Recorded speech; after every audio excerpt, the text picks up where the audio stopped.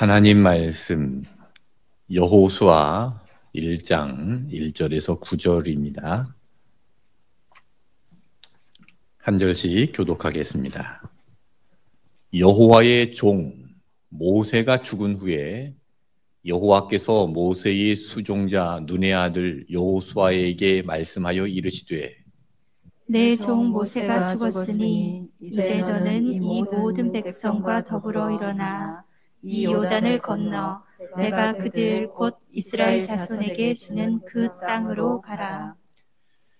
내가 모세에게 말한 바와 같이 너희 발바닥으로 밟는 곳은 모두 내가 너희에게 주었노니 곧 광야와 이 레바논에서부터 큰 강 곧 유브라데 강까지 헷 족속의 온 땅과 또 해 지는 쪽 대해까지 너희의 영토가 되리라. 내 평생에 너를 능히 대적할 자가 없으리니 내가 모세와 함께 있었던 것 같이 너와 함께 있을 것임이니라. 내가 너를 떠나지 아니하며 버리지 아니하리니. 강하고 담대하라. 너는 내가 그들의 조상에게 맹세하여 그들에게 주리라 한 땅을 이 백성에게 차지하게 하리라. 오직 강하고 극히 담대하여 나의 종 모세가 내게 명령한 그 율법을 다 지켜 행하고 우로나 좌로나 치우치지 말라. 그리하면 어디로 가든지 형통하리니. 이 율법책을 내 입에서 떠나지 말게 하며 주야로 그것을 묵상하여 그 안에 기록된 대로 다 지켜 행하라. 그리하면 내 길이 평탄하게 될 것이며 내가 형통하리라. 같이 읽겠습니다. 내가 내게 명령한 것이 아니냐. 강하고 담대하라. 두려워하지 말며 놀라지 말라. 내가 어디로 가든지 내 하나님 여호와가 너와 함께 하느니라 하시니라. 아멘. 오늘 23과 어디로 가든지 형통하리니 라는 제목으로 하나님 말씀을 함께 공부하고 은혜를 나누고자 합니다. 중심 주제입니다.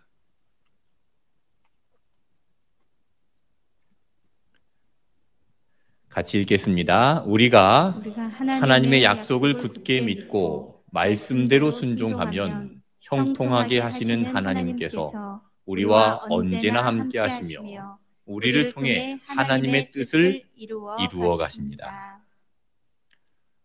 오늘 우리 모두가 좋아하는 주제가 나왔습니다. 어떤 단어죠? 형통이라는 단어입니다. 형통이 무슨 뜻인지 먼저 이 단어를 정리해 보고 시작하겠습니다. 찬송가 384장에 무슨 일을 만나든지 만사형통하리라. 무슨 일을 만나든지 만사형통하리라. 무슨 일을 만나든지 만사형통하면 좋지요? 사업도 내 마음대로 잘 되고 돈도 잘 벌고 대학도 원하는 대학에 잘 들어가고. 왜 아멘 안 하세요?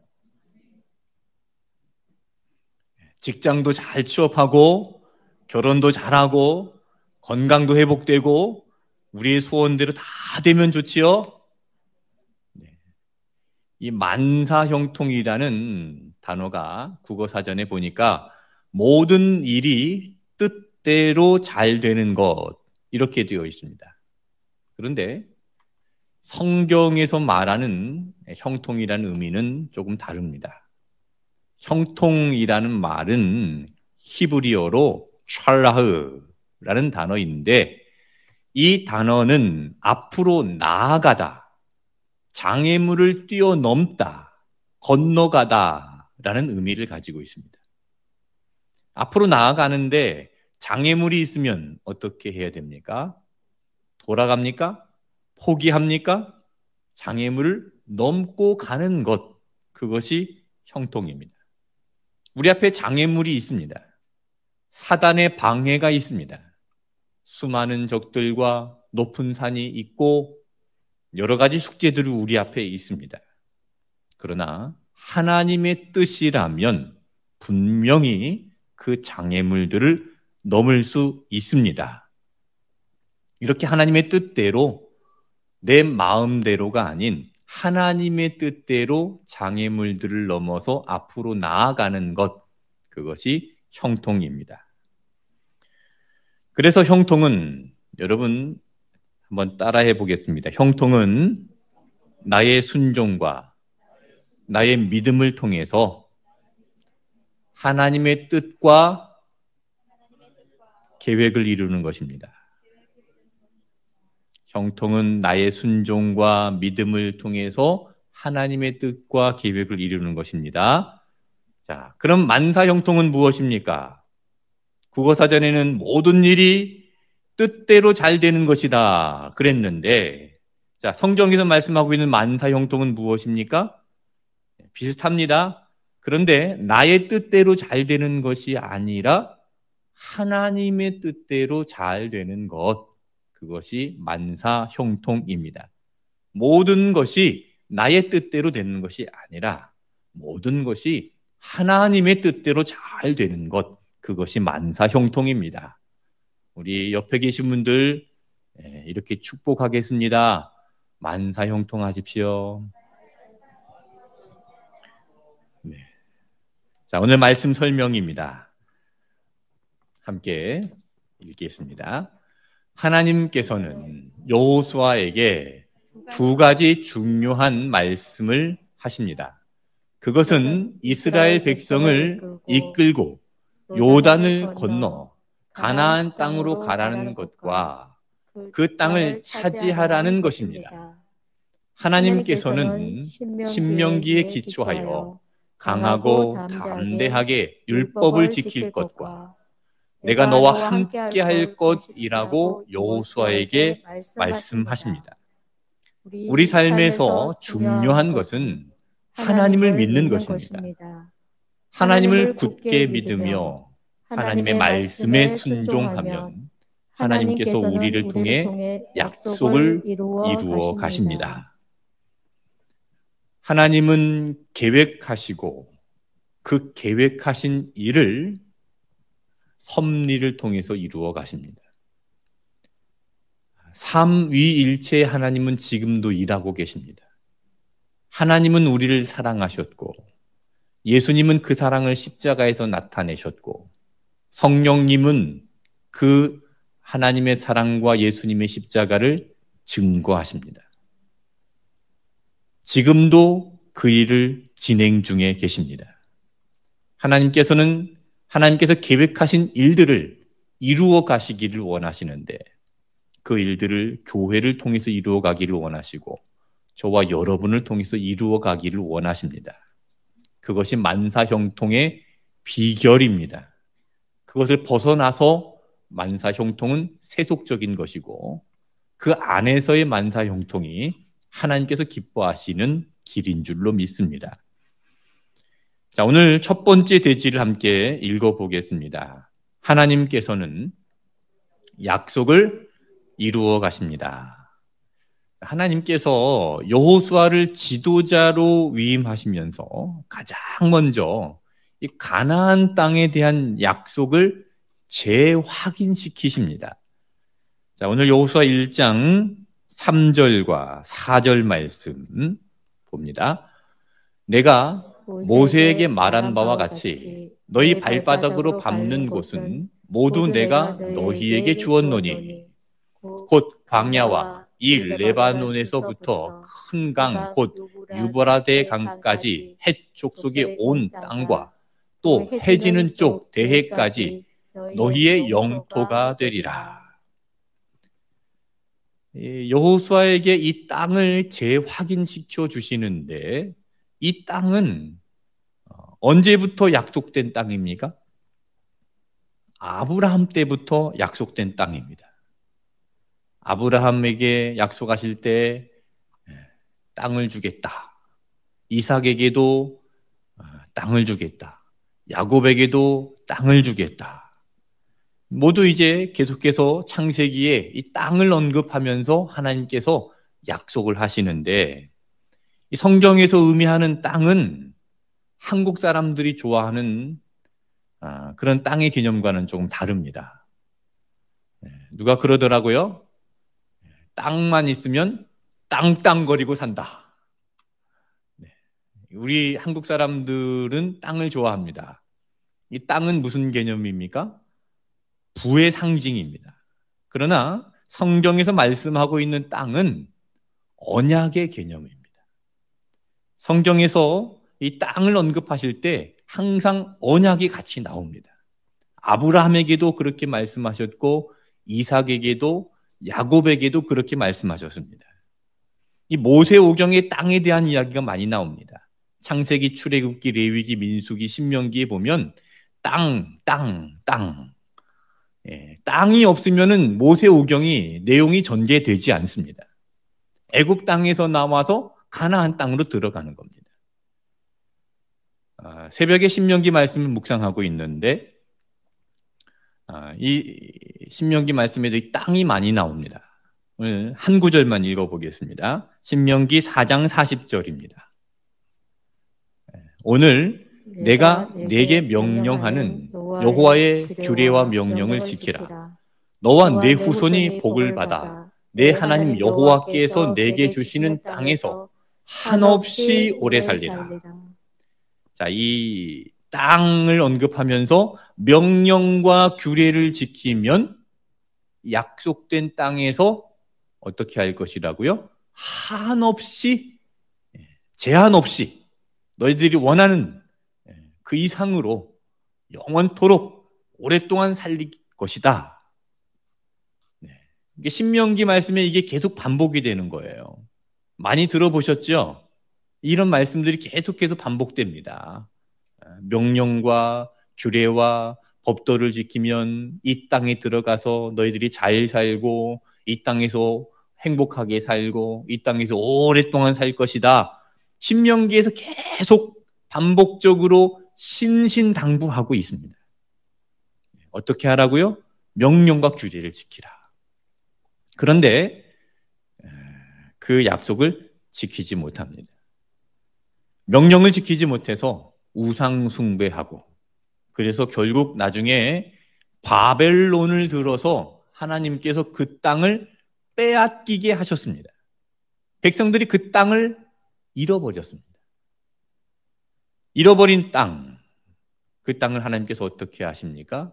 다시 회복시키시는데 선지자들을 보내서 그 바벨론에게 빼앗겨 버린 땅, 잃어버린 땅에 다시 돌아오게 할 것을 말씀하시면서 선지자들은 메시아를 예언합니다. 예언된 메시아가 오셨습니다. 예수 그리스도께서 메시아로 이 땅에 오셔서 예수님께서 또 땅을 선포하시죠. 어떤 땅입니까? 하나님 나라입니다. 그리고 예수님께서 부활 승천하시고 다시 오실 때 재림하실 때 약속하신 땅이 있습니다. 무슨 땅입니까? 새 하늘과 새 땅입니다. 자, 베드로후서 3장 13절 말씀 보겠습니다. 우리는 그의 약속대로 의가 있는 곳인 새 하늘과 새 땅을 바라보도다. 우리는 새 하늘과 새 땅을 바라보는 것입니다. 성경은 이렇게 땅으로 시작해서 땅으로 끝납니다. 땅땅거립니다. 네. 자, 이 땅을 어떻게 차지하느냐? 다시 여호수아 1장 말씀으로 돌아와서 6절, 7절 말씀 읽어보겠습니다. 강하고 담대하라. 너는 내가 그들의 조상에게 맹세하여 그들에게 주리라 한 땅을 이 백성에게 차지하게 하리라. 오직 강하고 극히 담대하여 나의 종 모세가 내게 명령한 그 율법을 다 지켜 행하고 우로나 좌로나 치우치지 말라. 그리하면 어디로 가든지 형통하리니. 이 땅을 어떻게 차지합니까? 순종함으로 땅을 차지합니다. 자, 6절과 7절에 보시면 율법을 따라, 그러니까 말씀을 따라 순종하면 형통하게 되어서 무엇을 차지한다고요? 땅을 차지한다. 그러니까 순종과 형통과 땅을 차지한다. 이 순서를 잘 기억하십시오. 자, 순종하면 형통하게 되어서 땅을 차지한다. 한번 따라해 보실까요? 순종하면 형통하게 되어서 땅을 차지한다. 자, 이런 구조인데 형통은 어디에 있습니까? 중간에 있습니다. 형통은 결론이 아닙니다. 과정입니다. 여러분이 형통을 결론이라고 생각하시면 안 됩니다. 형통하기를 원하시지요? 하는 일이 잘 되기를 원하시죠? 여러분 사업 잘 되기를 원하시죠? 건강하기를 원하시죠? 자녀들이 잘 되기를 원하시죠? 뭐 똑같습니다. 누구나 다 그런 마음을 갖습니다. 교회도 부흥되기를 원하시죠? 모든 것이 잘 되기를 원하시죠?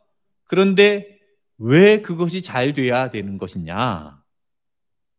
형통은 최종 목적지가 아닙니다. 중간의 과정입니다. 형통으로 끝나면 안 돼요. 더 나아가야 됩니다. 어디까지 나가야 되죠? 땅까지 나가야 되는 거예요. 약속의 땅, 하나님 나라까지 가야 되는 겁니다. 형통의 목적은 약속의 땅을 이루기 위함입니다. 하나님 나라를 이루기 위함입니다. 그래서 형통으로 끝나버리는 형통은 불완전한 형통입니다. 이해가 되십니까? 형통으로 끝나버리는 형통은 불완전한 형통이라니까요. 그럼 완전한 형통은 무엇입니까? 약속을 이루시는 하나님의 계획 안에서 하나님의 나라가 이루어지는 것이 완전한 형통입니다. 새 하늘과 새 땅을 차지하는 것이죠. 천국을 차지하는 것입니다. 이런 연속성을 기억하십시오. 순종하면 형통하게 되어 땅을 차지한다. 그 안에 완전한 형통이 들어있는 것입니다. 순종하면 땅을 차지하여, 순종하면 형통하여 땅을 차지한다. 자, 이걸 좀 거꾸로 해볼까요? 자, 하나님께서 땅을 차지하게 하십니다. 그 땅을 차지하게 하기 위해서 뭐 하시죠? 형통하게 하십니다. 그 형통을 위해서 우리에게 무엇을 요구하실까요? 순종을 요구하시는 겁니다. 우리 삶에 이런 연속성을 잘 만들어 보시길 바랍니다. 그래서 하나님의 뜻대로 만사 형통하시기를 축복합니다. 두 번째로 뒷장을 넘겨서 같이 읽어보겠습니다. 율법을 지키면 어디로 가든지 형통합니다. 자, 여호수아 1장 말씀에 보면 반복되는 단어가 있습니다. 반복되는 단어가 뭘까요? 자, 6절 말씀 봅니다. 강하고 담대하라 그랬습니다. 7절 말씀 보겠습니다. 오직 강하고 극히 담대하여 라고 했고요. 9절 말씀에도 보겠습니다. 내가 내게 명령한 것이 아니냐? 강하고 담대하라. 두려워하지 말라. 놀라지 말라. 자, 그러면 지금 여호수아의 심리가 어떤 것 같습니까? 여호수아가 지금 두려워하고 있는 거죠. 여호수아의 심리가 읽혀지십니까? 굉장히 지금 두려움 가운데 있는 겁니다. 그러니까 하나님이 계속 강하고 담대해라. 오직 강하고 극히 담대해라. 내가 너에게 명령한 것이 아니냐? 강하고 담대하라. 두려워하지 말아라. 놀라지 말아라. 계속 반복적으로 말씀하시는 건데 여호수아가 두려워하고 있는 이 두려움의 정체가 무엇일까요? 여호수아는 지금 무엇을 두려워하고 있을까? 그 두려움의 정체가 1절 말씀에 나옵니다. 여호수아 1장 1절입니다. 여호와의 종 모세가 죽은 후에 여호와께서 모세의 수종자 눈의 아들 여호수아에게 말씀하여 이르시되, 모세가 죽었습니다. 여호수아가 이제 이끌고 가야 됩니다. 이제 남은 숙제는 가나안 땅을 정복하는 겁니다. 가나안 땅에는 7 족속이 기다리고 있습니다. 가나안 땅에 들어가야 되는데 그 7족속이 웰컴 투 그러면서 현수막 걸어놓고 어서 오십시오 기다리고 있나요? 그렇지 않죠. 그들은 강한 민족입니다. 여호수아가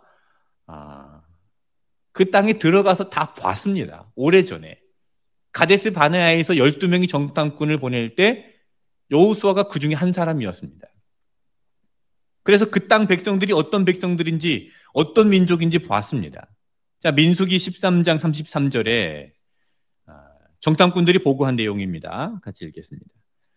거기서 네피림 후손인 아낙 자손을 거인들을 보았나니 우리는 스스로 보기에도 메뚜기 같으니 그들이 보기에도 그와 같았을 것이니라. 자, 네피림이라는 단어가 나오죠. 네피림이라는 것은 거인족을 말하는 겁니다. 아마 골리앗이 네피림족이었을지도 모르겠습니다. 골리앗처럼 키가 큰 사람들. 지금은 그런 사람들이 모르겠어요.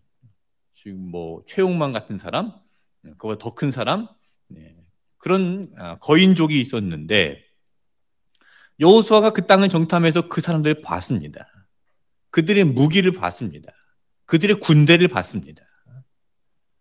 물론 여호수아도 여기서 우리가 하나님께서 함께 하시면 그 땅을 차지할 수 있습니다라고 긍정적인 보고를 하긴 했지만 지금 이스라엘 백성들과 그 가나안 7족속의 군대를 비교해 봤을 때 상대적으로 여호수아도 두려움이 있습니다.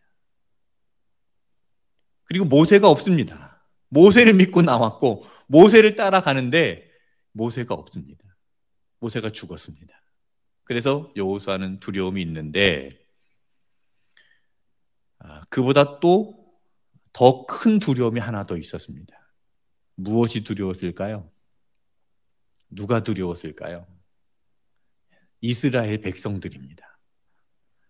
이 백성들은 불평불만이 많은 백성들입니다. 모세에게도 원망했습니다.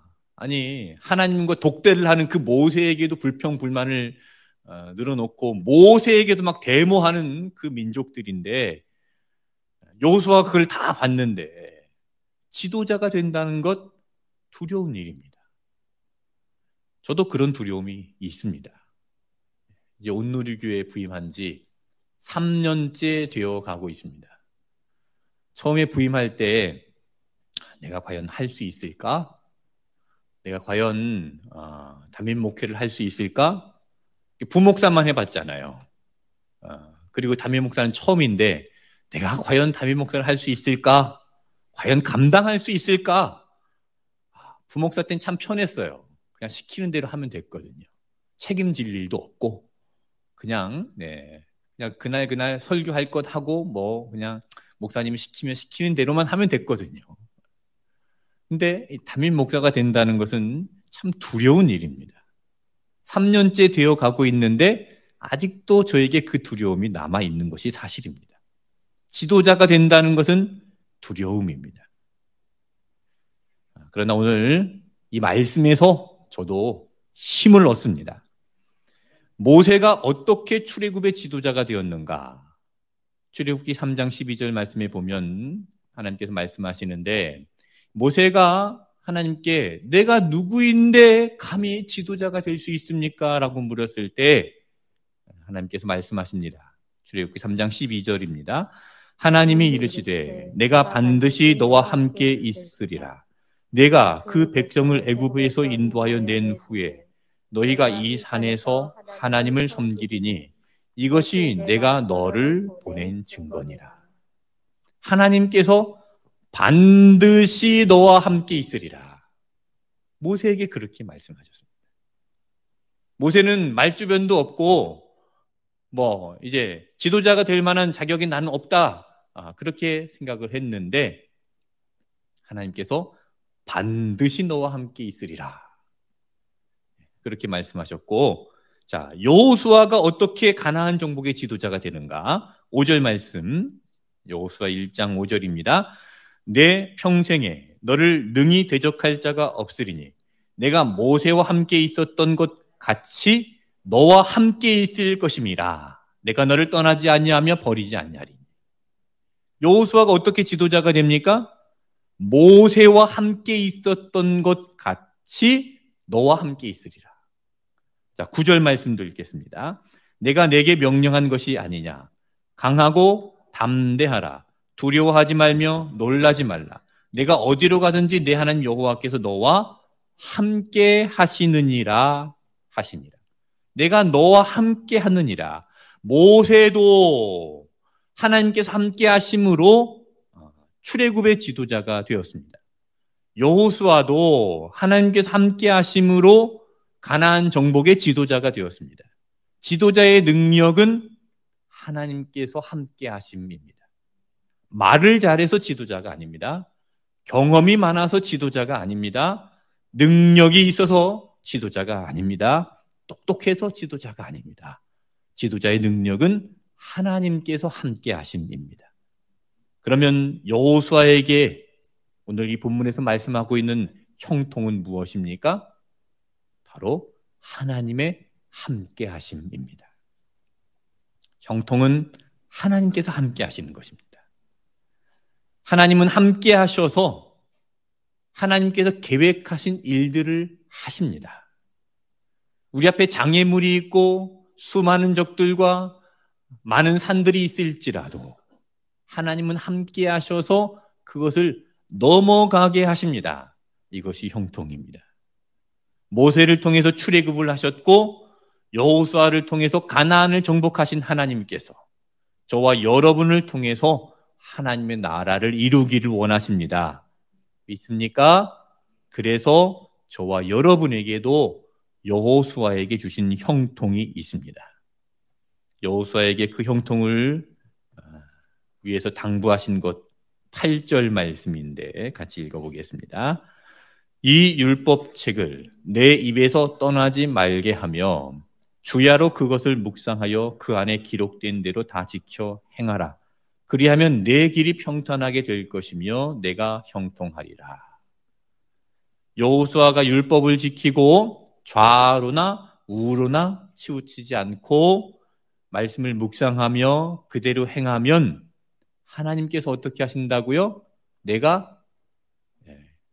길이 평탄하게 될 것이며 내가 형통하리라. 그러니까 여호수아를 통해서 하나님의 뜻을 나타내신다는 것입니다. 이것이 형통입니다. 여러분 형통하시기를 축복합니다. 하나님의 뜻이 여러분을 통해서 이루어지기를 축복합니다. 만사 형통하기를 축복합니다. 오늘 이 말씀의 핵심은 가나안 땅에 들어가는 것은 내 능력으로 들어가는 것이 아니라 순종함으로 들어간다. 이것입니다. 가나안 땅에 들어가는 것은 준비로서 무기와 병력을 준비하고 작전을 잘 짜고 지형을 숙지해서 들어가는 것이 아니라 하나님의 말씀을 내 입에서 떠나지 않게 하고 주야로 그것을 묵상함으로 순종함으로 들어가는 것입니다. 가나안 땅을 얻는 것은 내 능력으로 얻는 것이 아니라 순종으로 얻는 것입니다. 우리에게 이루실 하나님의 나라도 마찬가지입니다. 그 하나님의 나라를 어떻게 이룹니까? 내 능력으로 이루는 것이 아니라 순종으로 이루는 것입니다. 하나님 말씀을 내 입에서 떠나지 않게 하고 그 말씀을 주야로 묵상하고 좌로나 우로나 치우치지 않고 하나님께서 말씀하신 대로 순종할 때에 우리의 삶에 하나님의 나라는 이루어지는 줄로 믿습니다. 자, 마지막으로 8절과 9절 말씀을 볼 텐데요. 8절 말씀 마지막 그리고 9절 말씀 마지막에 뭐라고 말씀하고 있는지를 주목해서 읽어보시기를 바랍니다. 이 율법책을 내 입에서 떠나지 말게 하며 주야로 그것을 묵상하여 그 안에 기록된 대로 다 지켜 행하라. 그리하면 내 길이 평탄하게 될 것이며 내가 형통하리라. 9절입니다. 내가 내게 명령한 것이 아니냐. 강하고 담대하라. 두려워하지 말며 놀라지 말라. 내가 어디로 가든지 내 하나님 여호와께서 너와 함께 하시느니라 하시니. 8절에서는 내가 형통하리라. 9절에서는 여호와가 너와 함께 하느니라. 자, 이 의미는 같은 의미입니다. 형통은 하나님께서 함께 하시는 것입니다. 자, 그래서 이 대지, 이 제목을 다시 한번 읽어볼까요? 율법을 지키면 어디로 가든지 형통합니다. 자, 이 형통에 하나님께서 함께 하시는 것, 그것을 넣어서 다시 한번 읽어봅니다. 율법을 지키면 어디로 가든지 하나님께서 함께 하십니다. 율법을 지키면, 말씀대로 살면 어디로 가든지 하나님께서 함께 하십니다. 하나님께서 그 뜻을 이루시고 내 앞에 어떤 장애물이 있다 할지라도, 수많은 적들과 산들과 골짜기가 있다 할지라도 그것을 넘어가게 하십니다. 그것이 하나님께서 이루시는 방법입니다. 여호수아, 이제 가나안 땅을 정복해야 됩니다. 하나님께서 함께 하시면 하나님께서 전쟁에 승리하게 하시고 요단강을 건너가게 하시고 난공불락 여리고성을 점령하게 하시고 가나안 7 족속을 몰아내십니다. 이 모든 것을 누가 하십니까? 하나님께서 하시는 것입니다. 두려움 가운데 있었던 여호수아, 하나님께서 함께 하심을 믿고 강하고 담대하게 나아갔습니다. 마찬가지로 우리가 말씀대로 살면 어디로 가든지 하나님께서 함께 하심을 믿고 담대하게 나아가시는 온누리교회가 되시기를 축복합니다. 삶을 나누기 같이 읽어보겠습니다. 하나님의 자녀라고 하면서도 삶 속에서 두려움에 빠지는 경우가 종종 있습니다. 이유는 무엇인지 나누어 봅시다. 네. 아까 저도 두려움에 대해서 말씀드렸지만 이 두려움은 믿음과 관계가 있습니다. 믿음과의 관계는 반비례 관계입니다. 믿음이 커질수록 두려움은 작아집니다. 믿음이 작아질수록 두려움은요, 커집니다. 어찌되었든 여러분 하나님을 신뢰하시기를 바랍니다. 어떤 상황에서든 하나님을 신뢰하시길 바랍니다. 어디로 가든지 하나님을 신뢰하시기를 바랍니다. 저도 그렇게 하겠습니다. 우리 온누리교회가 그렇게 하나님을 신뢰하고 나아감으로 여호수아처럼 하나님께서 약속하신 그 땅, 하나님의 나라를 이루는 온누리교회가 되시기를 축복합니다. 결단입니다. 오늘은 내용이 좀 많습니다. 다 아시겠죠? 네. 자, 해보겠습니다. 내 삶의 목적이 내 욕심이 아니라 하나님의 뜻이 되어야 합니다. 내 삶의 방향이 내 꿈이 아니라 하나님의 비전이 되어야 합니다. 내 삶의 주인이 내가 아니라 하나님이 되어야 합니다. 우리가 하나님을 굳게 믿고 하나님 말씀에 순종하면 하나님께서는 어디를 가든지 형통하게 하시며 우리를 통해 하나님의 뜻을 이루어 가십니다. 내 삶의 목적이 내 욕심이 아니라 하나님의 뜻이 되어야 합니다. 내 삶의 방향이 내 꿈이 아니라 하나님의 비전이 되어야 합니다. 내 삶의 주인이 내가 아니라 하나님이 되어야 합니다. 우리가 하나님을 굳게 믿고 하나님의 말씀에 순종하면 하나님께서는 어디를 가든지 형통하게 하시며 우리를 통해 하나님의 뜻을 이루어 가십니다. 기도하겠습니다. 우리와 함께 하시는 임마누엘 하나님 아버지, 매일매일 말씀으로 살기를 원합니다. 하나님의 말씀으로 하나님의 뜻과 하나님의 계획을 발견하게 해주시고 날마다 하나님과 동행하며 살기를 원합니다. 이 말씀을 통해 세상을 보게 하시고 세상의 거대함, 세상의 수많은 적들과 높은 산들을 두려워하지 않게 하시며 오직 하나님을 신뢰하며 우리의 믿음 더욱 굳세지게 하여 주시옵소서. 하나님 말씀에 순종하여 그 말씀대로 강하고 담대하게 나아갈 수 있도록 우리를 인도하여 주시고 온누리 교회를 통해서 하나님의 뜻이 이루어지는 놀라운 역사를 보게 하여 주시옵소서. 예수님의 이름으로 기도하옵나이다. 아멘.